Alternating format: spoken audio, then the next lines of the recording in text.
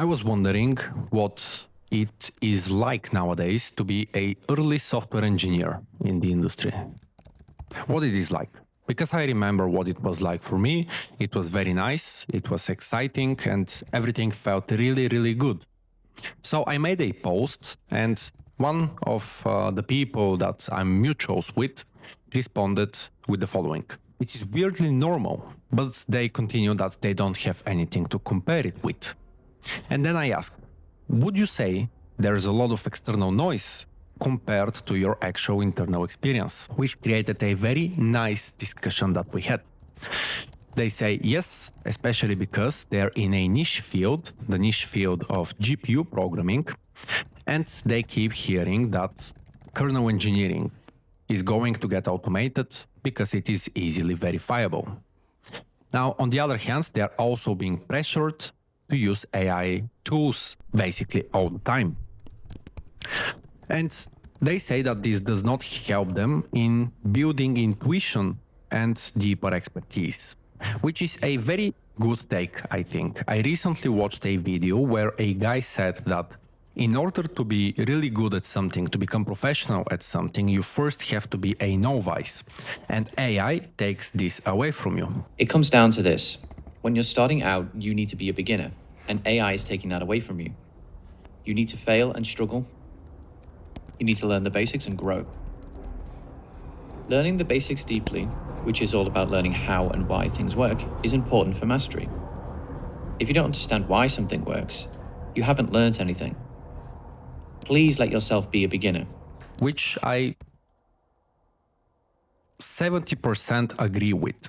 Because I think AI does take this away from you unless you consciously, mindfully learn as you prompt. Because it is easy to prompt.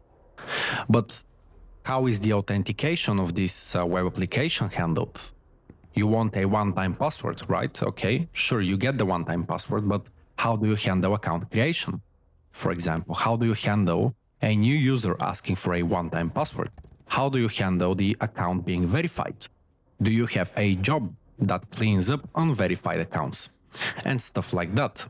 AI takes this away from you unless you consciously dive deep into the problems that you're facing, the implementations. They're not even problems nowadays. It is not a problem if it can be solved by asking an agent to do it for you, right? It's more of a slight hiccup in your journey to reach an end goal. But if you are mindful with this, and if you ask the agent to go deep and you try to understand, then you are going to build deeper expertise and you're going to build intuition. Then I proceed asking, do you feel okay with the idea that you will be more of a AI tools user than what you imagined the field would be when you initially began training? And they say, not so much.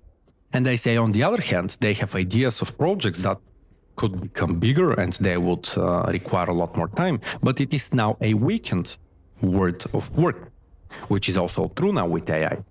You alone as an individual can take on big organizations, as Dreams of Code says here, which is true. You can have all kinds of software being generated, and when you get better, you can generate good software. For example, I recently started doing some social media work for a company, and I noticed that I don't have any place to store my posts.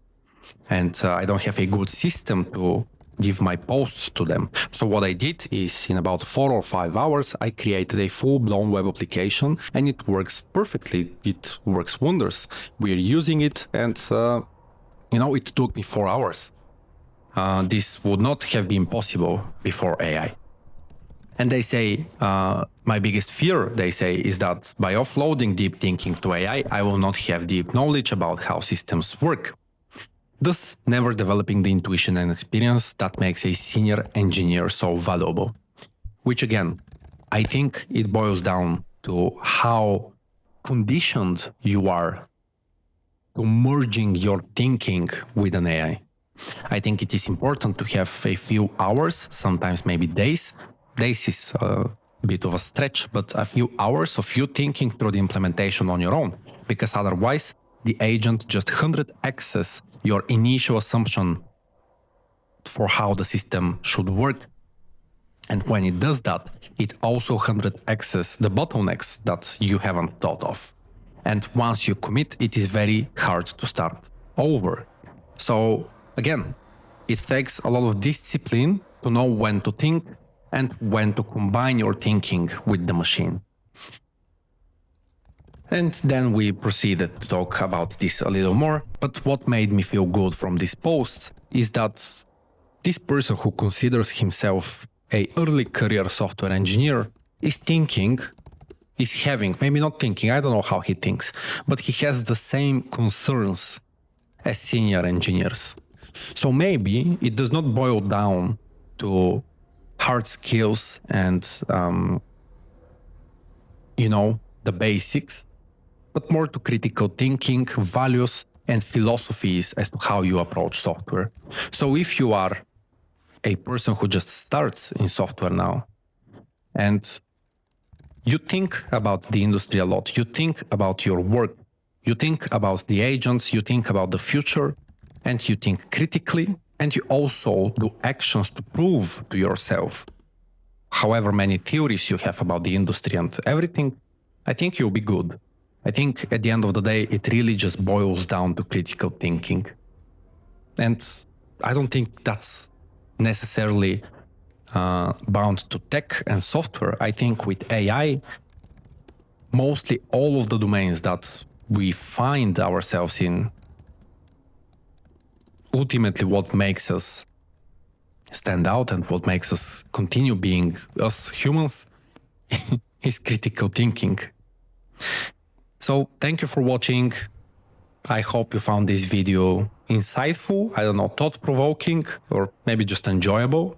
So if it did, thank you for watching again and have a good day.